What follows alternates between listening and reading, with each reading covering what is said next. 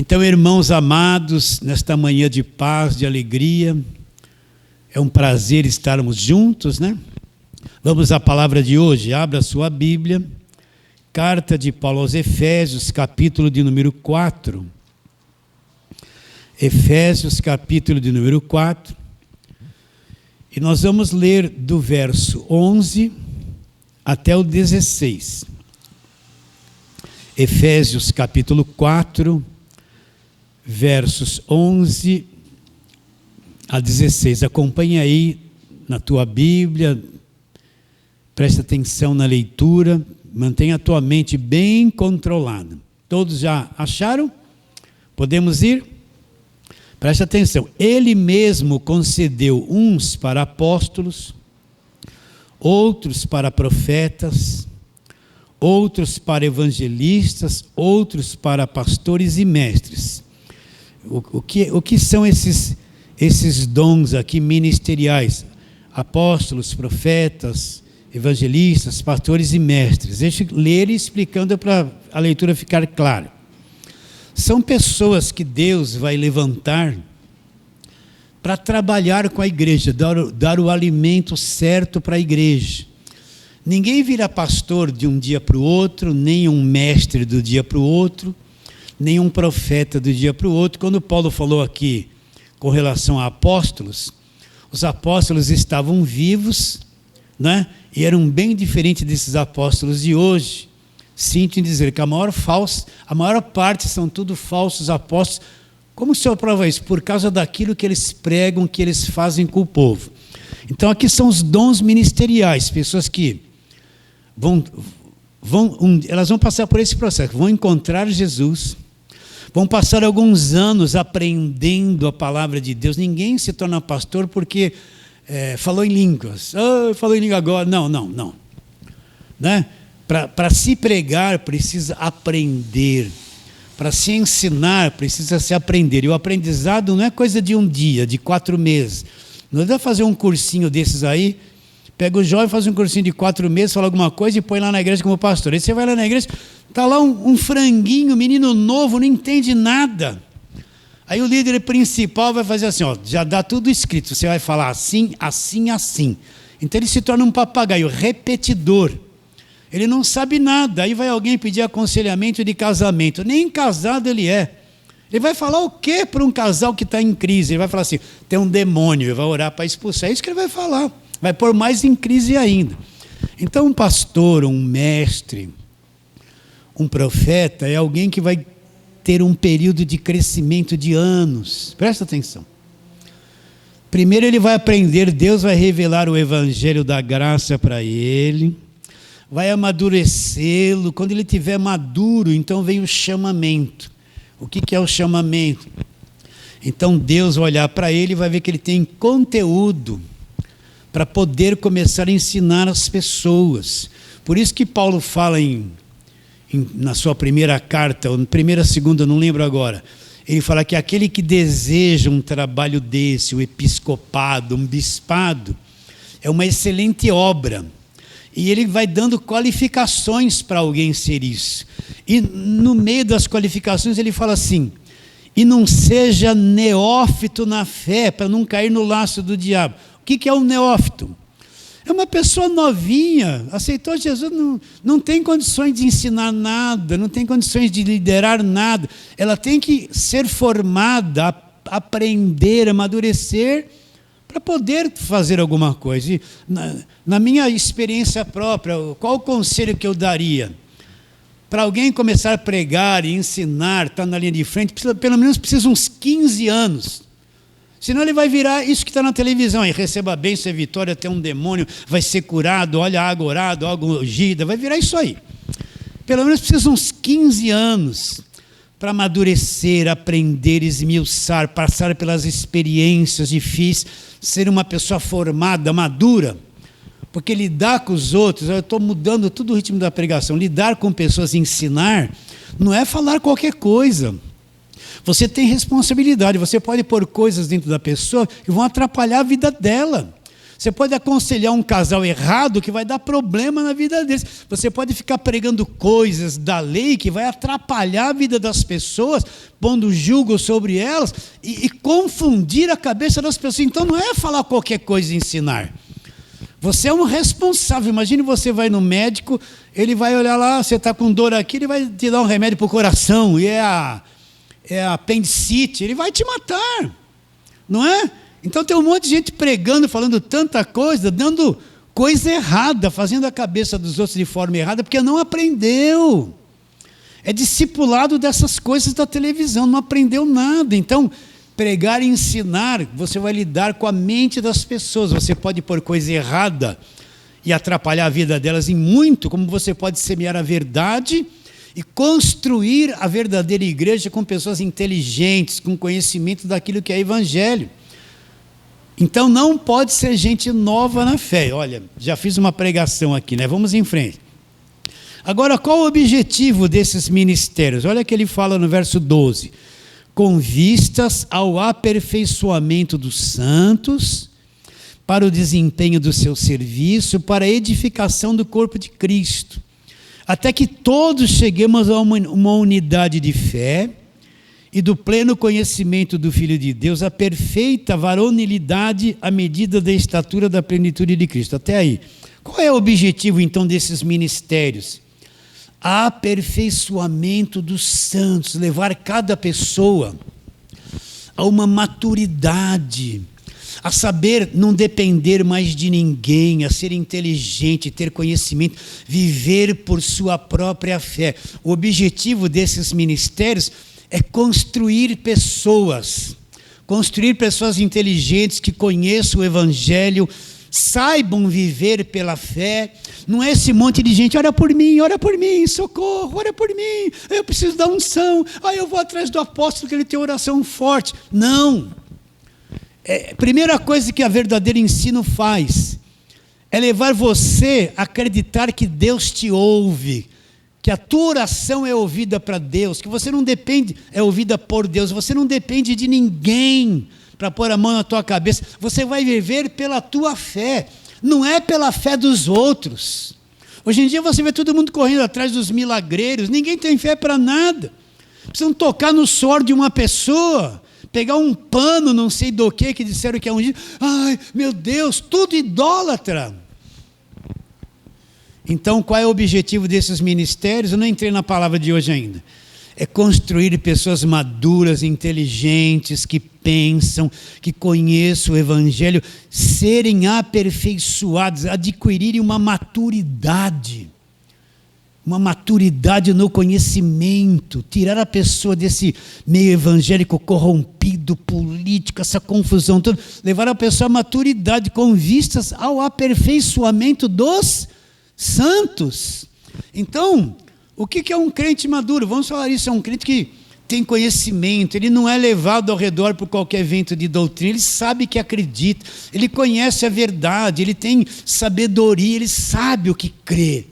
Ele não depende mais de fé de ninguém, de pessoas, de ministérios, de igreja, de apóstolos, não depende mais de nada disso. Você entende o que eu estou dizendo ou não? Te faz bem ouvir isso?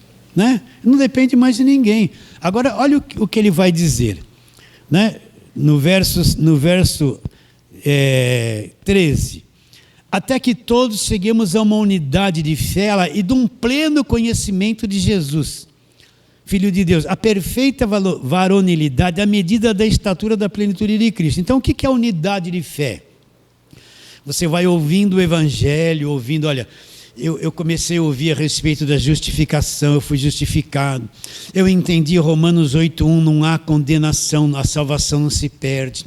Eu entendi que eu fui comprado pelo sangue de Jesus, que eu nasci de novo, sou uma nova criação, que eu fui redimido. Eu entendi que a velha aliança acabou na cruz, eu estou no Novo Testamento. Então o que vai acontecendo? Nós vamos tendo uma unidade de fé, um mesmo raciocínio, uma mesma visão do Evangelho, uma mesma compreensão que todo o pecado e a culpa e a dívida foi paga na cruz.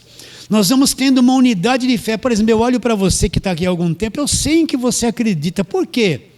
porque eu preguei o evangelho da graça de Deus. Você tem ele aí na mente, você está crendo como eu estou crendo. Então, se a gente faz alguma coisa pela igreja, não é cada um crendo por si, Deus para todos. Não, nós fazemos uma coisa juntas, unidas, no mesmo pensamento. Entende isso? Eu estou aqui pregando o evangelho, você não aparece aqui. Mas você está junto comigo, você também é minha boca.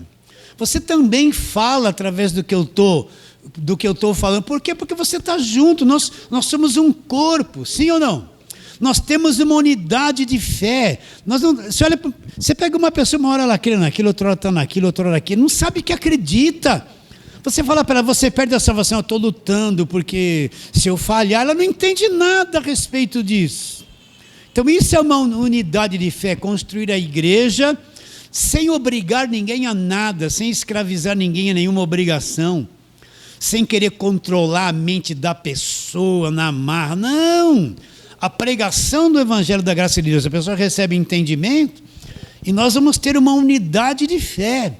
Igreja forte não é aquela igreja com 10 mil pessoas, pode ser uma igreja de 10 pessoas, mas com uma mesma fé, uma mesma compreensão do evangelho. É um povo forte, pode vir qualquer falsa doutrina, bate e volta, não entra, por quê?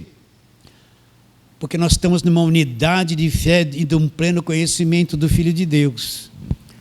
Você vê que o trabalho de igreja não é, vem aqui receber bênção, sua vida vai mudar, você vai ficar rico, a campanha da vitória, prosperidade em Deus, campanha, nada, tudo isso é falso. O objetivo da igreja é levar cada um ao verdadeiro entendimento, à maturidade, para que o serviço de Deus seja bem realizado, né? É que nem aquele adolescente que nunca foi na escola, colava tudo, não estudava nada. Um dia ele vai ter uma prova, ele não sabe nada. Não sabe nada. É assim que está um monte de crente, não sabe nada do evangelho. Sabe tudo quanto é nome de corrente, campanha, água santa, mas não sabe nada daquilo que é evangelho. Podemos ir? Aí ele vai dizer uma coisa que nós vamos trabalhar hoje, olha lá. Para que não mais sejamos meninos, agitados, presta atenção que isso é muito importante. Para que não mais sejamos como meninos, agitados de um lado para outro, levados ao redor por todo vento de doutrina, presta atenção, pela artimanha de homens, pela astúcia, homens com artimanha, com astúcia, com que induzem ao erro. Então o que Paulo está dizendo? Esse tipo de trabalho é para as pessoas não serem mais infantis, meninos agitados de um lado para o outro, levados ao redor por todo o vento de doutrina. Então tem alguns desses que eu vou falar aqui, mas já não são mais assim. Aí eu estava conversando com a irmã, ela falou, eu já passei por todas as igrejas da televisão. Diariamente eu me comunico com pessoas assim. Eu fui naquele, peguei a rosa ungida. Eu fui naquele, passei no corredor de sal grosso. Eu fui naquele que distribuía suor. Eu fui naquele que falou, estou seguindo a Jesus Cristo. E dá um monte de água orada para as pessoas beber. Eu fui em todos os lugares. Meninos levados ao redor por todo o vento de doutrina. Qualquer coisa. O que é um menino? Levado ao redor por qualquer coisa, acreditou em tudo, todos nós passamos por isso, você deve ter passado por isso, não sabia nada do evangelho, tudo que aparecia na televisão, ai que maravilhoso, eu vou lá, eu vou um pouquinho nesse, agora eu vou sair desse, eu vou para aquele, agora eu vou sair, vou lá, agora eu vou lá, não, aquele ali é o missionário, é melhor, não, aquele é apóstolo, não, agora, e rodou para todos os lugares.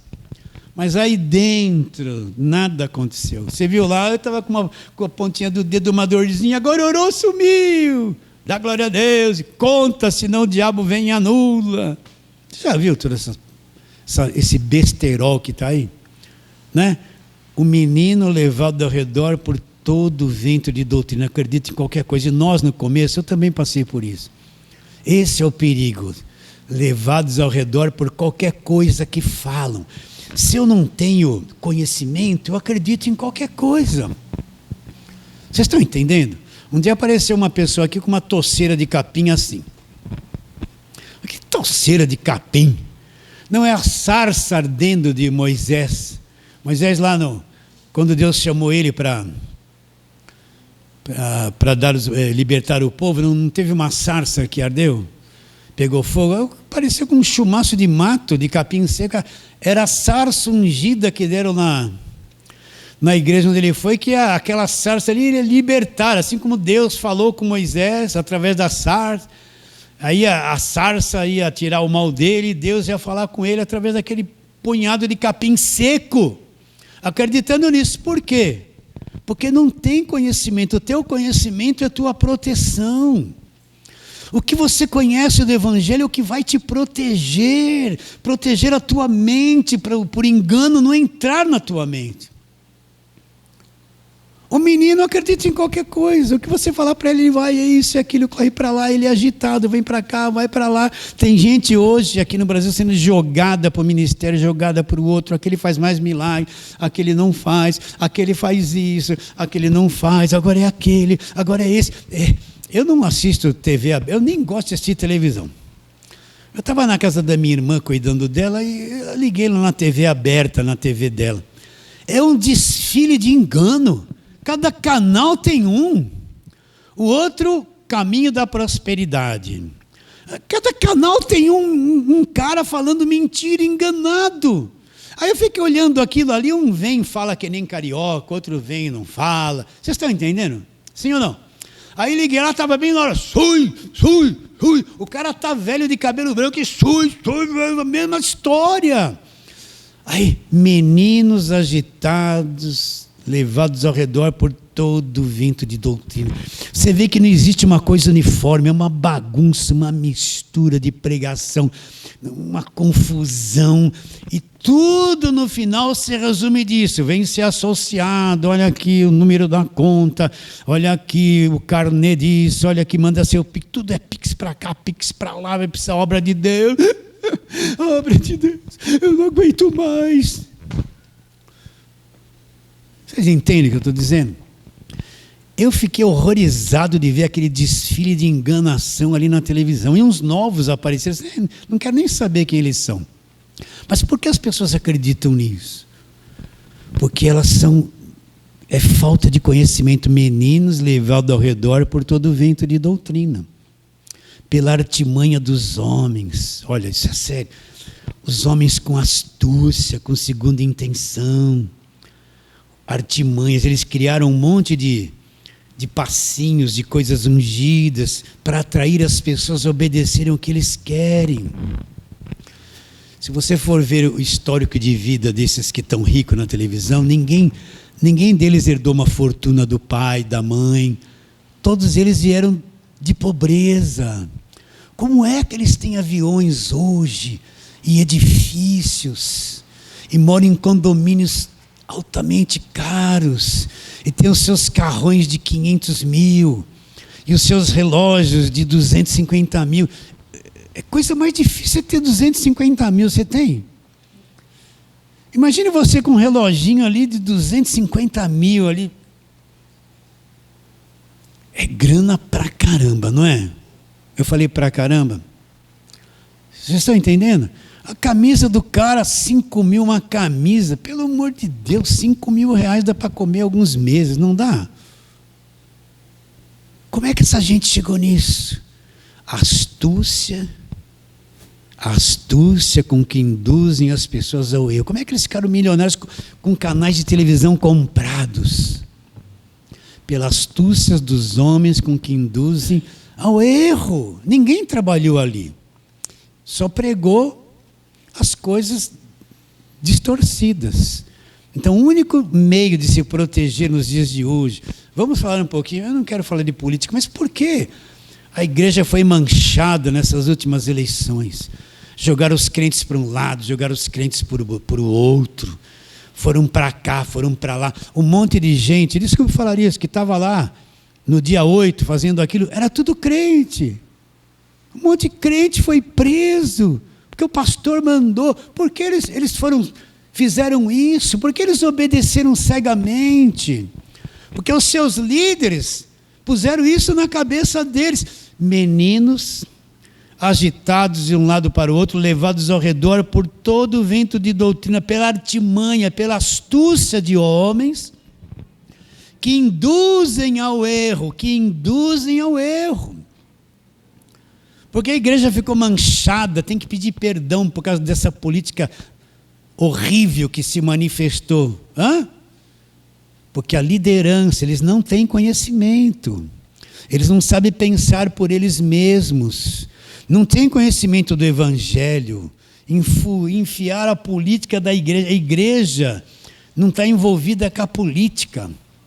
Entende? Cada um tem que votar livremente de acordo com aquilo que entende, sem influência de pastor nenhum.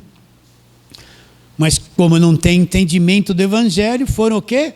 Manipulados. Então qual é a sede do nosso coração? É ver você maduro, inteligente, que crê de verdade, que não é infantil, que está firmado no Evangelho. Quem está firmado no Evangelho enraizado, não está com medo de volta de Jesus, medo de grande tribulação, medo de tempo de fim, medo disso, medo daquilo, rumores. Não está com medo, sabe por quê? Porque ele sabe que é salvo. E Deus vai remover ele de tudo isso. Ele sabe que é salvo, uma vez salvo, sempre salvo. Por isso que a sede do coração é ver você uma pessoa madura, construída, com entendimento, que sabe andar pelas suas próprias pernas, que tem fé por você mesmo, que não dependa de ninguém. Agora, sem o conhecimento do Evangelho, você não chega a isso. Às vezes a pessoa quer, eu estou com um problema na vida, Deus resolve, faz mil e uma coisa e não resolve. Quando ela passa a ter entendimento, amadurece no Evangelho, aquilo se resolve, porque o problema estava na cabeça dela, pela falsa doutrina. Não precisa nem orar, pedir para Deus resolver. Conforme ela vai tendo entendimento, amadurecendo, nossa, eu estou vendo a vida de uma forma diferente. Aquilo que era um problema, agora não é mais. Eu cresci de nível, enraizei, estou maduro. Está bem claro nisso? Sim ou não? Vou ler aqui, vamos mais para frente. Então olha lá o verso de novo. Para que não sejamos como meninos agitados de um lado para outro, levados ao redor por todo o vento de doutrina, pela artimanha dos homens, pela astúcia com que induzem ao erro. Homens cheios de artimanha, isso no tempo do apóstolo Paulo, e homens cheios de astúcia, né? Astúcia, está cheio de astúcia. Agora vamos lá para a primeira carta de Paulo a Timóteo, para você entender isso que eu estou dizendo, no capítulo 4, primeira carta de Paulo a Timóteo, capítulo 4. Verso 1 e 2. Todos acharam aí direitinho? Acompanhe direitinho, olha lá. Ora, o Espírito afirma expressamente. O que o Espírito? O Espírito com letra maiúscula, é o Espírito Santo. Que nos últimos tempos, nós estamos vivendo nos últimos tempos, são os nossos dias. Alguns apostatarão da fé, por quê? O que é se apostatar da fé? Eu comecei no caminho certo, mas estou num caminho errado, no ensino errado. Por que isso aconteceu? Por obedecerem a espíritos enganadores e a ensinos de demônios, pela hipocrisia dos que falam mentiras. O que tem na mente desses que falam mentiras? Que tem cauterizado a própria consciência. Então o que ele está dizendo? Nos últimos dias haverá uma fé desvirtuada da verdade, se apostatarão da fé. Quem está por trás desse engano todo? Espíritos enganadores, olha lá, e doutrinas de quem? De demônios. O que é uma doutrina de demônio? Ela pode vir até do Velho Testamento. Mas o Velho Testamento, pastor, é Bíblia, mas no Velho Testamento tudo não tinha um preço a se pagar, tudo não era por obras, pelos sacrifícios, aquilo foi útil durante um tempo por Deus? Claro que foi. Mas quando Cristo vem e morre na cruz, ele cumpriu o Velho Testamento, ele pôs um fim na prática dos sacrifícios, daqueles rituais, daquela lei. Ele pôs um fim na velha aliança na cruz. Este é o cálice do Novo Testamento, começa uma nova aliança, um Novo Testamento. Então você pega muita coisa que se praticava no Velho Testamento, que era a palavra de Deus, que já perdeu a validade, por isso na mente das pessoas, pode ser uma doutrina de demônio. Por trás disso está espíritos enganadores trabalhando na mente das pessoas.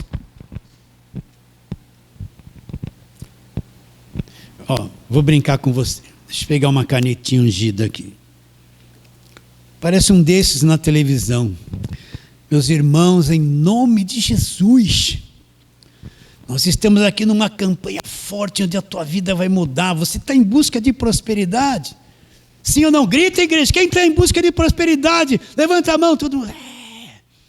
Eu estava no monte orando e Deus me deu uma revelação que foi maravilhoso. Estou fazendo o que eles falam.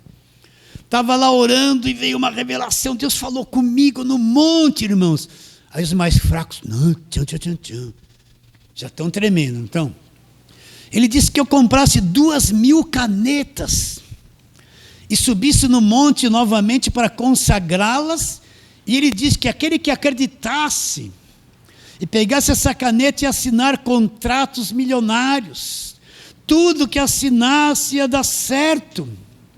Então estamos aqui hoje na campanha da caneta ungida. É forte, meus irmãos, é muito forte. Aí o pentecostal, rabachula labacanda labacaia, né? Aquele que dá uma oferta de R$1.000 e levar essa caneta, tudo vai dar certo na sua vida. Aí vem lá uns 4, 5. Agora quem der uma oferta de R$500, aí vai até chegar nas moedinhas. E tem gente que vai pegar uma caneta dessa, não vai? E vai. Eu já ganhei caneta de que as pessoas vieram aqui e pagaram R$1.000. Eu deixei aqui no púlpito, acho que alguém passou a mão nela, acreditou. Não sei quem foi me roubar a caneta. Alguém que pegou, acho que acreditou. Estou brincando. A doutrina de demônio, astúcia, que induz a pessoa ao erro. Olha a televisão, como é que está esses pregadores. Está ou não está assim? Não é? E as pessoas acreditam. Então as pessoas pensam que demônio apareceu, alguém cheio de vela preta e vermelha na encruzilhada, né? Apareceu alguém, opoi, né? Você sabe o que eu estou falando? Não, são os demônios. Mas o cara vem com uma doutrina de demônio da velha aliança e faz a cabeça de todo mundo e todo mundo acredita. Quer ver uma doutrina de demônio? Lá na velha aliança, Deus mandou construir uma arca, era a arca da aliança. Sim ou não?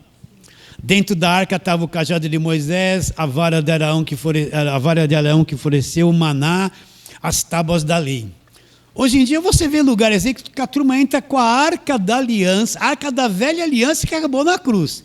Dentro da igreja e todo mundo, queria até tocar como se fosse realizar milagre. A arca da aliança, o próprio Deus pôs um fim na arca da aliança do Velho Testamento, pôs um fim na velha aliança. A arca da velha aliança não tem nada a ver com a nova aliança que nós vivemos, mas no entanto estão endeusando uma arca. Tem um tal de templo aí, né?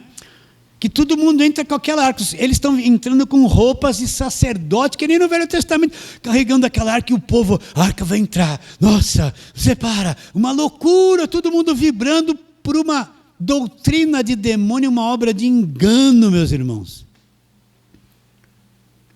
A introduzir isso na mente da pessoa, qual a origem da doutrina dos demônios?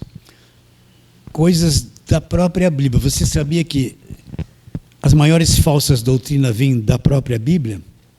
Se vier um espiritismo, você faz, sabe identificar se vier alguém da macumba, com todo respeito às pessoas. Não estamos falando do mal do macumbeiro, nem do espírito, são pessoas boas, mas do ensino. Não é? É fácil identificar. Vem o padre lá com a Aparecida lá, Aparecida, você não vai dar um beijinho nela, você já aprendeu a verdade, é fácil identificar. Mas a doutrina dos demônios, eles vêm com a Bíblia. Quando, na tentação de Jesus, não é? O que Jesus falou? O que o diabo fez na tentação de Jesus? Jesus levou Jesus lá no pináculo do templo e falou: atira-te aqui para baixo, Porque está escrito, o diabo citou o Salmo 91. Aos teus anjos darão ordem a teu respeito para que te guardem em todos os teus caminhos, para que os teus pés não tropecem em pedra alguma. Como que o diabo veio tentar Jesus? Com o Salmo 91. Então as doutrinas dos demônios vêm da própria Bíblia. Por isso que eu preciso... Oh. Meu Deus, estou aqui... Parece... De vez em quando a língua enrola, né? Por isso que eu preciso saber que a velha aliança acabou na cruz, começou uma nova aliança. O que é evangelho? A Bíblia toda é palavra de Deus? Claro. Toda a Bíblia foi inspirada por Deus, mas é claro. Mas eu preciso entender o que acabou, o que se cumpriu e aquilo de novo que começou. Se existe uma nova aliança, eu encontro em Hebreus o fim da velha, está na Bíblia. Deus usou e pôs um fim, começou uma nova aliança. Então as maiores falsas doutrinas vêm da própria Bíblia. De onde vêm as doutrinas dos demônios? Da própria Bíblia. As coisas distorcidas, olha lá o que ele diz. Vamos ler de novo Timóteo 4. Ora, o Espírito afirma expressamente que nos últimos tempos alguns se apostatarão da fé por obedecerem espíritos enganadores a ensinos de demônios. Olha lá, presta atenção naquele que prega isso, que faz isso. Pela hipocrisia dos homens que falam mentiras. Onde está o problema? E que têm cauterizada a própria consciência, ou seja, todos nós temos uma consciência.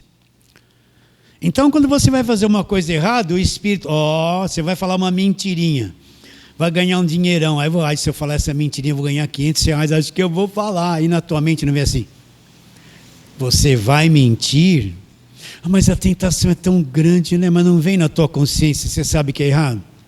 Quando você vai falar mal da vizinha, você não sabe que é errado? Você fala, né? Eu também falo. Mas eu sabia que era errado, né? Agora, o que é uma consciência cauterizada? De tanta astúcia que o cara fez, sabe? As sutilezas... A voz da consciência dele não acusa mais nada. Aquilo se tornou normal na vida dele. Falar uma mentira, ele não tem mais a consciência sensibilizada. Falar, olha... Falar mentira já se tornou verdade. Né? Por isso que você vê isso na política, na internet. É tanta mentira. Os caras falam como se fosse verdade aquilo que não existe. E os incautos que não têm conhecimento acreditam e vão defender a mentira, mesmo sendo crente. Então, uma consciência cauterizada é que perdeu toda a sensibilidade para a verdade. A pessoa cai na mentira, no engano, ele começa a fazer aquilo e vai fazer aquilo, e a verdade vem, ele não tem mais nenhuma sensibilidade de entender que ele está na mentira. A mentira para ele já se tornou verdade, ele tem a mente dele cauterizada. É que nem você vai fazer uma extração de um dente e vem lá o dentista, dá aquela anestesia, tira o seu dente, né? Se fosse a sangue frio, seria difícil, hein? Você está ali, aquilo nem ela vai... Você só escuta um estralinho, daqui a pouco sai aquele dentão assim... Estou sentindo nada, dá uns pontos lá. Né? Isso que é uma consciência cauterizada. Não tem mais nenhuma sensibilidade para a verdade. Está cheia de astúcia. Então, quando você vê um desses, desculpa eu falar isso, na televisão, tomando dinheiro das pessoas, você fala, aí está uma mente cauterizada, sem nenhuma sensibilidade. Olha o vídeo deles, você tem que dar tudo que tem.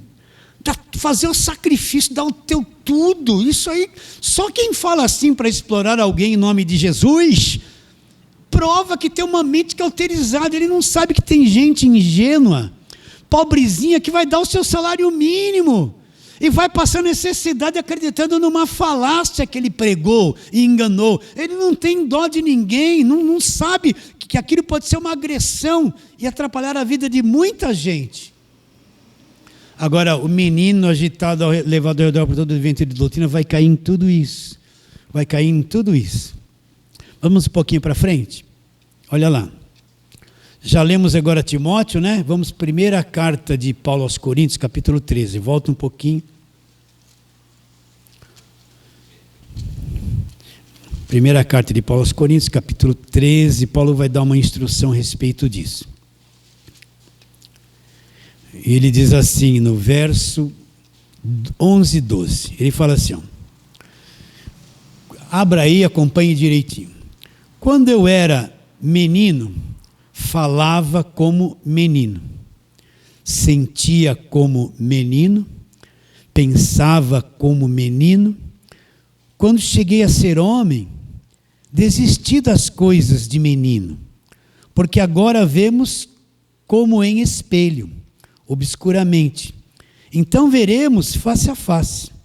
Agora conheço em parte, então conhecerei como também sou conhecido. O que Paulo, ele cita dois personagens, um menino que pensava e agia como menino, mas um homem que largou as coisas do menino. E lendo esse texto aqui, olha, agora eu vou, se você não tem uns 60, você não vai lembrar disso. Eu, como já estou com 67, lembro. A gente assistia na televisão um seriado, National Kid. Quem lembra disso? Né? National Kid, vinha lá, os incas venusianos vinham com aquela nave espacial, queria destruir a Terra. Mas tinha esse, era japonês ou chinês? Nem lembro. Japonês. Ele vinha lá, punha aquela roupa. Aí os incas venusianos vinham lá para destruir a Terra e tal. E a gente assistia aquilo, uma vibração. Eu lembro que eu tinha um colega vizinho que queria pôr a roupa nacional, que ele pulava da escada para voar, porque ele voava. A gente era tudo menino. Pensava como menino, acreditava naquilo. Aí vinham os filmes de super-homem. Quando você vê a garotada tudo com uma camiseta de super-homem, você vê alguns de Chapolin também aí, mas esses são mais modernos, né? Mas a gente não acreditava em tudo aquilo, a gente brincava, naquele tempo não tinha televisão. Então o que a gente brincava? Fazia carrinho de rolemã para andar na... A rua não era nem asfaltada, só que depois que asfaltou a gente andava de carrinho de rolemã. Fazia o quê? Bolinha de gude, peão, pular corda com as irmãs, não é? Lembra de tudo isso? Aí quando começou a vir a televisão na década do quê? De 60, foi isso? 60. Aí começamos a assistir essas coisas. Quem comeu o pão Pullman? Quem assistiu o Pullman Júnior? Lembra? Isso só de 60 para frente, os mais novos aí. Era um programinha que passava, financiado pelo Bolo Pullman, e tinha uma moça lá, as crianças cantavam, passavam, não sei nem se passavam um desenho, e depois eles apareciam comendo bolo Pullman. E a gente ficava doido por aquilo, por aquele bolo Pullman. Pensava como criança, agia como criança, não era legal? Eu tive lá um amigo que punha a camiseta do super-homem e ia pular. Só que ele era meio gordinho, só subia 2 degraus, não ia voar. Mas ele acreditava e corria daquele jeito. Um adulto faria aquilo? Não, jamais faria. Então, quando eu era menino, pensava, sentia e agia. É isso que Paulo está falando da igreja que não conhece o evangelho. Mas quando eu cheguei a ser homem, eu desisti das coisas de menino, larguei toda aquela mentalidade, aqueles sentimentos, aquela visão da vida. Então a igreja hoje está cheio de meninos, gente agitada, não suporta um estudo bíblico, ela só quer milagre, só quer vitória, só quer alcançar, só quer isso, só quer prosperar, ela só quer coisas. Não amadureceu em nada, é uma igreja infantil que não entende nada. Você enxerga isso comigo ou só eu? Estamos juntos?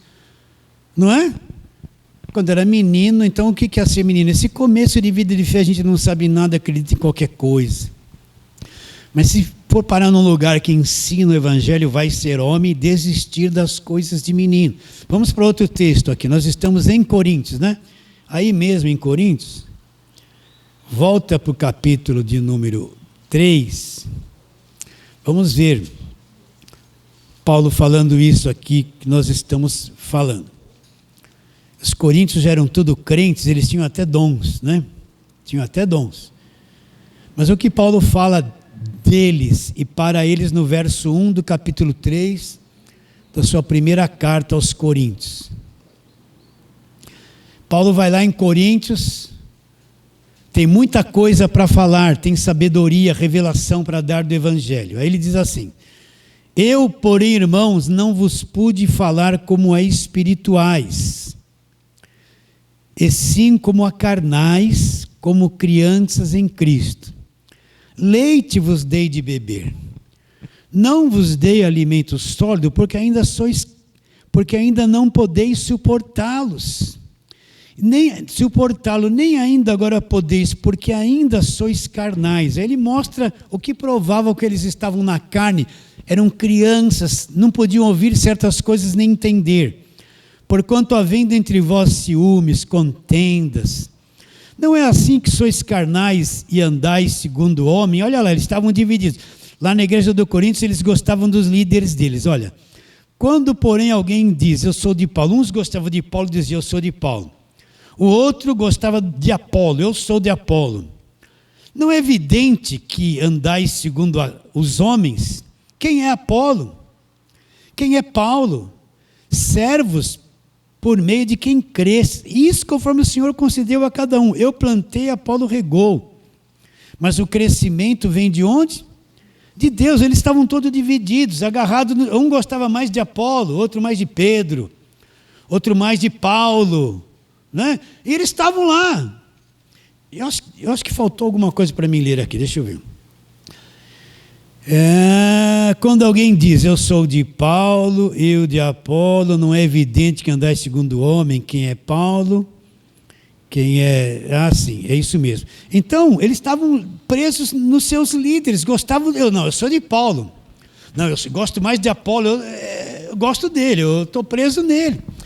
Então, Paulo chega lá para falar coisas profundas. Mas quando Paulo começa a conversar com eles, Paulo... O maduro na fé, ele consegue penetrar por aquilo que a pessoa fala. Ele não é nenhum adivinho, nem nada. Mas por aquilo que a pessoa fala, você penetra dentro dela, porque você é mais maduro, é um irmão mais velho, não é?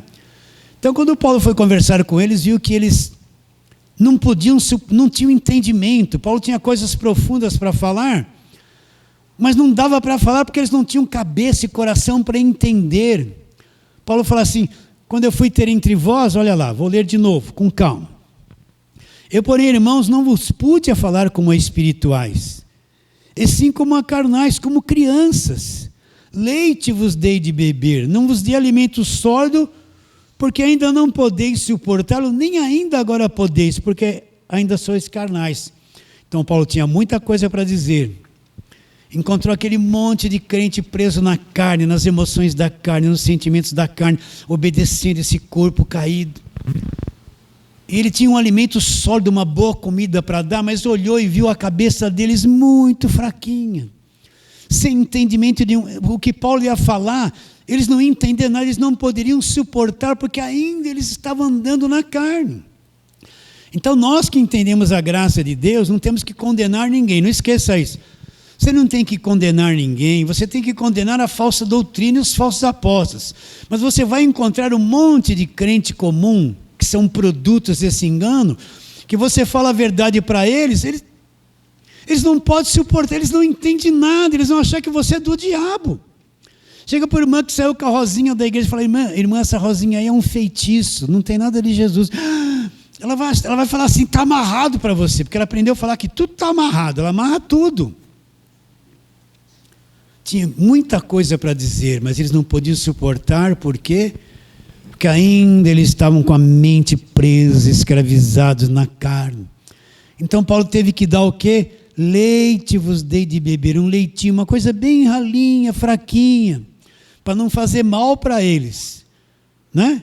Por isso que quando você vai conversar com essa gente que não entende o evangelho, tem que ser manso, não impor nada, não ser briguento, não querer impor as coisas na cabeça dele, discordar. Quando você vê de cara que eles não entendem, fique em paz.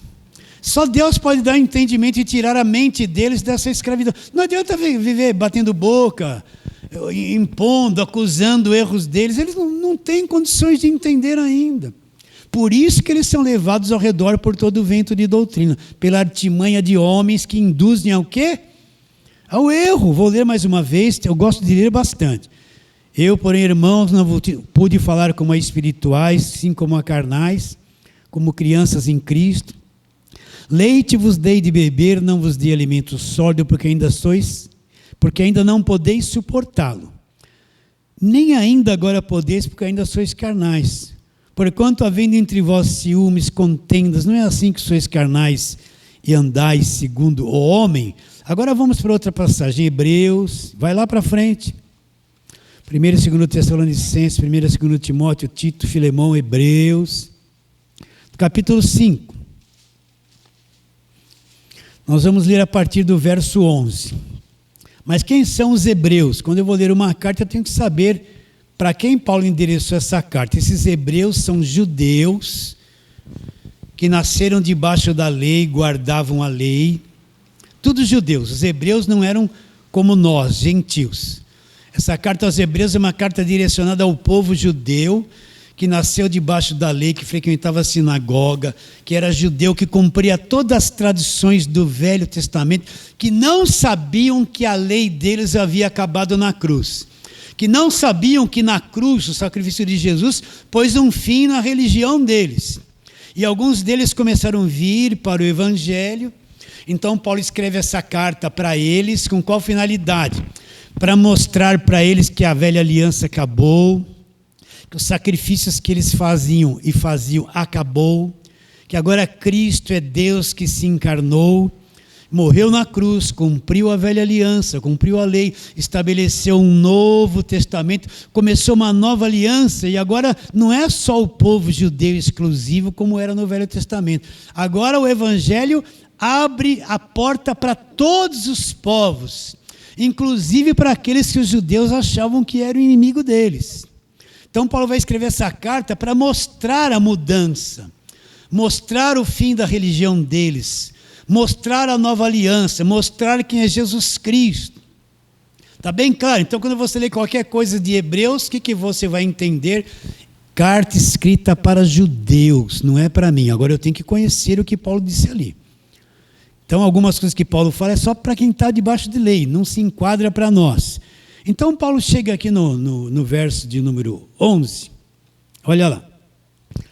A esse respeito temos muitas coisas que dizer, difíceis de explicar, porquanto vos tendes tornados tardios em ouvir. Então o que aconteceu com esse povo? Muitos deles, depois de ouvir o Evangelho, provar o Espírito Santo, começaram a voltar para trás, voltar para o judaísmo. Ao invés de se libertarem, eles começaram a voltar para trás, desprezar aquilo que Paulo havia ensinado.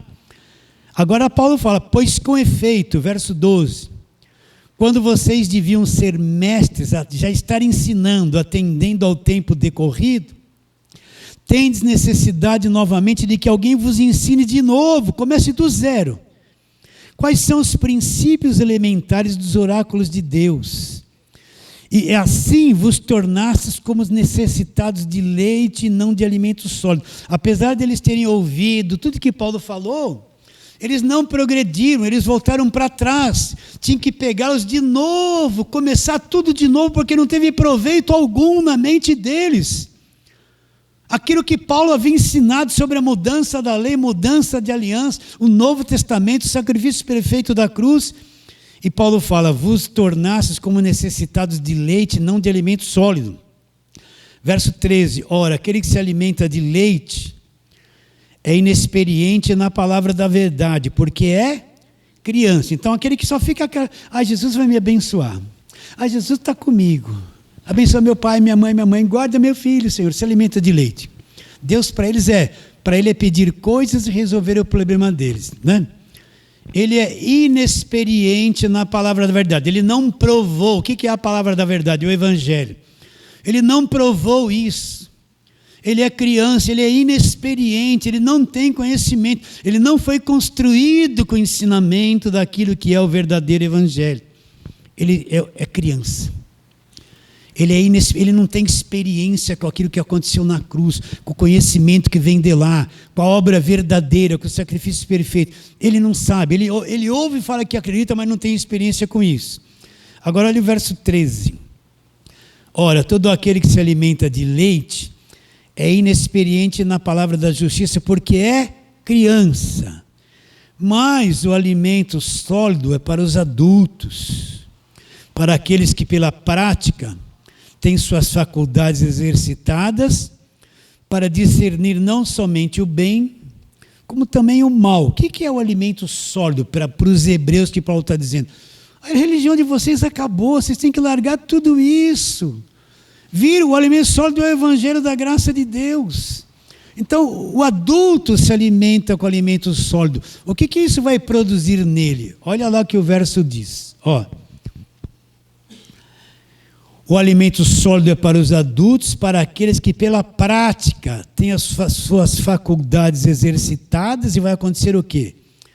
Para discernir não somente o bem, como também o mal. Então, o maduro tem as suas faculdades exercitadas. Ele pode ouvir qualquer pregação, ele sabe discernir o que é bem e o que é mal. Ele sabe distinguir as coisas. Estão entendendo ou não? Eu falo, quer visitar qualquer igreja, vai lá, vai ouvir o que eles estão falando. Não fica preso assim não, né? Sempre as pessoas ligam para mim, pastor, eu não suporto mais a igreja que eu ia, porque é assim, assim, assim. Depois que eu vi o Evangelho da Graça, eu falo, não, vai lá, fica lá mais um tempo, melhor, porque você vai vendo a diferença, você vai ter clareza do que é Evangelho da Graça e do que não é. Suporta aquilo lá mais um pouquinho, até o dia que você não aguentar mais. Esse dia que não aguentar mais, se estiver sufocado, é o momento de você se desligar. Por quê? Porque tem as faculdades exercitadas. Você conhece o Evangelho da Graça de Deus? Foi construído com esse entendimento. Tem as faculdades exercitadas para discernir o que é e o que não é. A verdade da mentira, o bem do mal. Quando você ouve uma pregação falsa na televisão, na hora vem o discernimento. Não vem ou não vem? Na hora você percebe que você já está exercitado, está amadureceu. Está exercitado para discernir o bem e o mal. Nada mais te engana. Te engana? Se vier a tua vizinha com maior amor, olha, vizinha, chega para você, eu fui lá na minha igreja, eu trouxe aqui uma aguinha orada. Não vai falar assim, isso é do capeta. Você foi. Você tem discernimento do bem e do mal. Para ela ficar contente, você veio dar para mim, muito obrigado. Pega a aguinha, depois você joga no lixo. Ou no ralo. Aí ela vai vir com a rosinha, pega também. Daqui uns meses ela vai te encher de coisa orada. Tenha paciência. Mas você jamais vai querer nisso. Por quê? Você tem a faculdade exercitada para discernir o bem e o mal. Aí um dia você estava lá na casa de um parente seu, chegou lá uma profeta, uma pentecostal, sabe aquelas mulheres com voz de homem? Parece um homem gritando. Deus manda te dizer, filha amada, que estou contigo,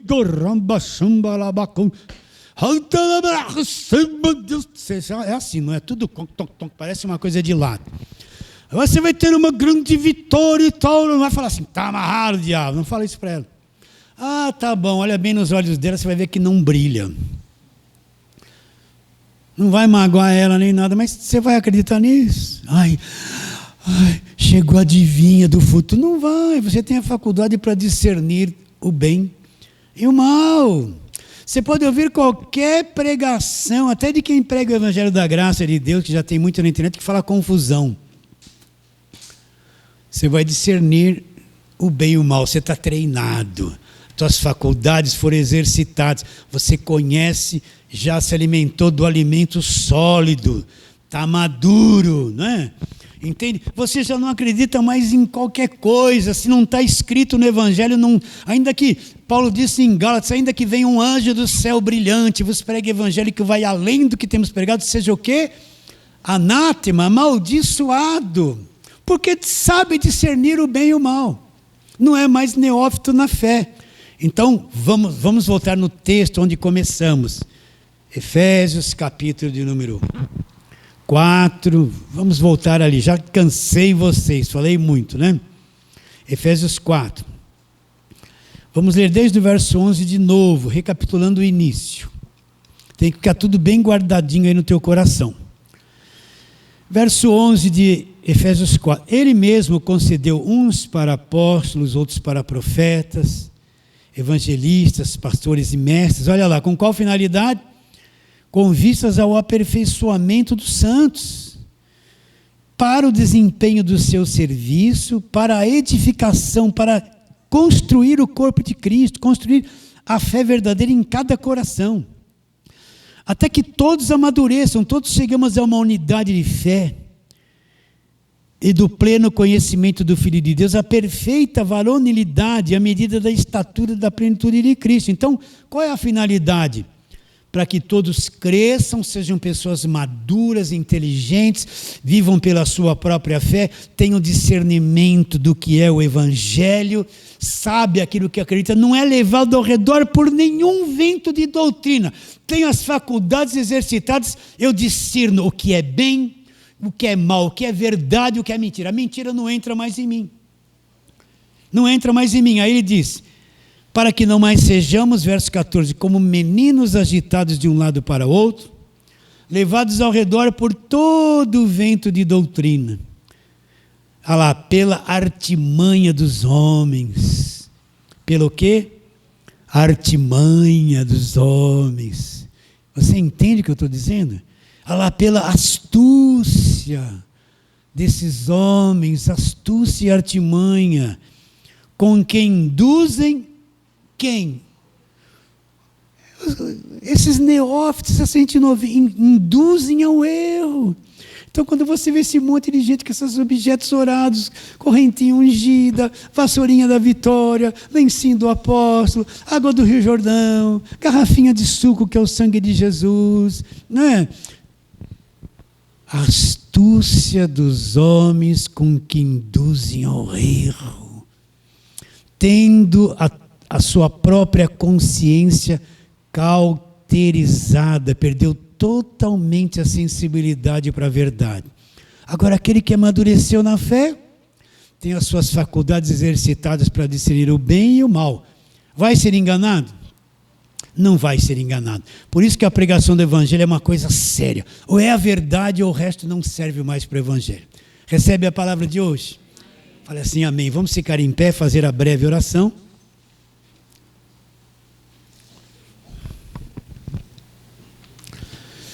Ore comigo com toda a sinceridade. Senhor, te adoramos profundamente, Deus da verdade. Deus que quer o amadurecimento de cada um de nós.